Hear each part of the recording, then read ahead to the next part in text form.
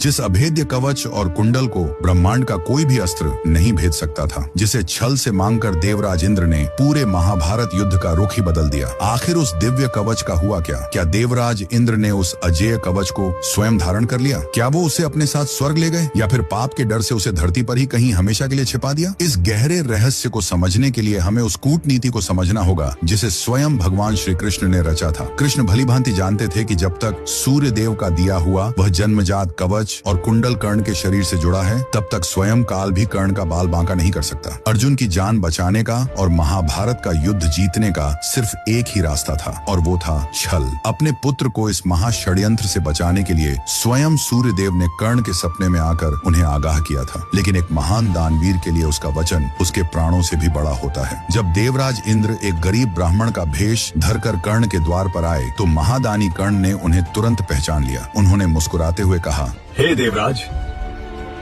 मैं जानता हूँ आप कौन हैं और आप यहाँ क्या लेने आए हैं, लेकिन आप भी ये जान लें कि कर्ण के द्वार से आज तक कोई खाली हाथ नहीं लौटा। बिना एक पल की हिचकिचाहट के कर्ण ने अपना खंजर उठाया और अपनी छाती से चिपके उस मांस को चीरकर वह रक्त से सना हुआ कवच और कुंडल इंद्र के हाथों में सौंप दिया। महाभारत के पन्नों में कर्ण का यह त्याग तो सुनहरे अक्षरों में दर्ज हो गया, लेकिन इसके बाद का सच एक गहरा राज बनकर दब गया। वेद व्यास जी के मूल महाभारत में केवल इतना बताया गया है कि इंद्र उस कवच को लेकर स्वर्ग लौट गए, लेकिन सदियों से चली आ रही लोक कथाओं और मान्यताओं की माने तो सच्चाई कुछ और ही है। कहते हैं कि छल से प्राप्त की गई वह पवित्र वस्तु कभी स्वर्ग में प्रवेश कर ही नहीं सकी। इंद्र उस दिव्य कवच के प्रचंड तेज और एक महादानी के साथ किए गए छल के बोझ को सहन नहीं कर पाए। मान्यता है कि मजबूर होकर इंद्र ने उस असीमित शक्तियों वाले खजाने को धरती पर ही समुद्र के किनारे एक एकांत स्थान पर छिपा दिया। आज भी यह गहरा विश्वास है कि उड़ीसा के